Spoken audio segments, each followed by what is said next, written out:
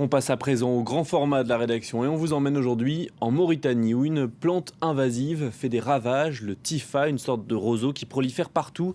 Il détruit la faune, la flore, c'est une catastrophe écologique. Mais certains ont fini par lui trouver une utilité. Transformé en charbon, il peut, vous allez le voir, être utilisé notamment pour cuisiner. Reportage de Marc de Chalvre. Ces hommes ont refusé la fatalité. Les pieds dans l'eau, dans des conditions éprouvantes. Ils coupent le Tifa, une plante invasive qui a envahi toute cette région du sud de la Mauritanie. Une fois séché, le Tifa est placé dans une grosse étuve, soigneusement refermée,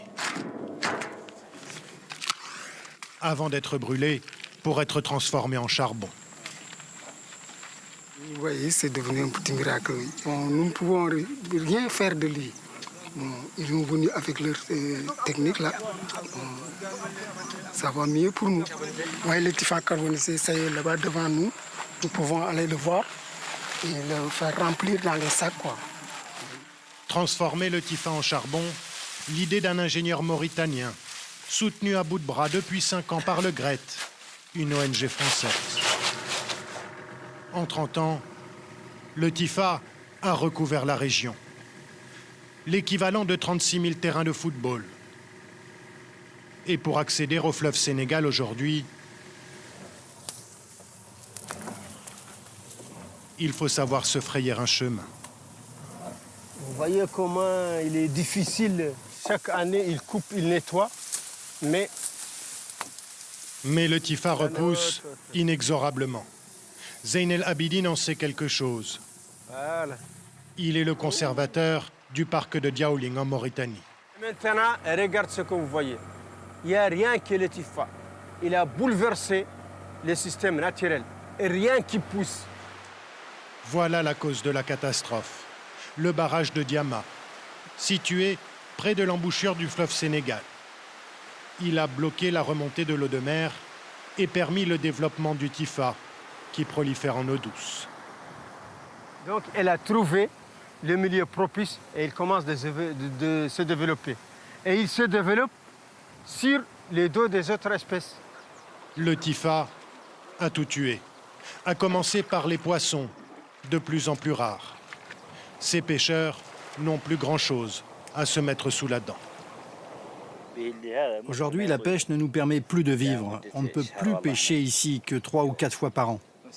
Avant, il n'y avait pas de problème et beaucoup de monde était là. Depuis qu'il y a le barrage, tout le monde a fui.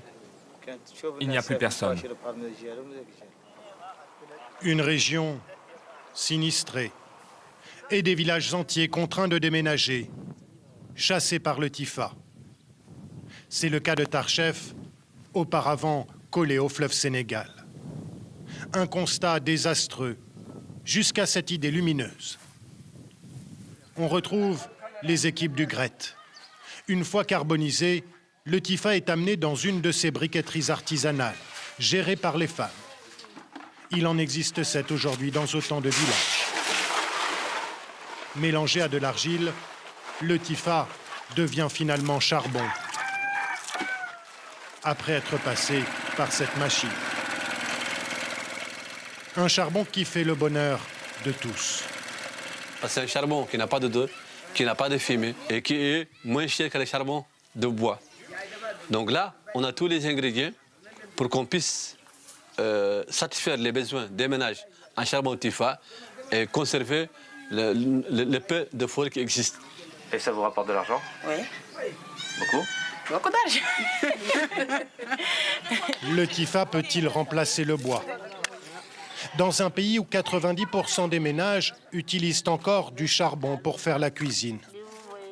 Ces femmes du village l'ont déjà adopté. Avant, on allait chercher du bois dans la brousse. C'était difficile. On n'y va plus maintenant. On l'achète ici et c'est vraiment beaucoup mieux. Soutenu par le GRET depuis son invention, le charbon de Tifa a maintenant besoin d'investisseurs privés pour prendre le relais et transformer une catastrophe en espoir. Voilà pour ce focus du jour à retrouver évidemment sur notre site internet france24.com. On va marquer une courte pause, on se retrouve dans un instant pour une nouvelle demi-heure d'infos. Restez avec nous.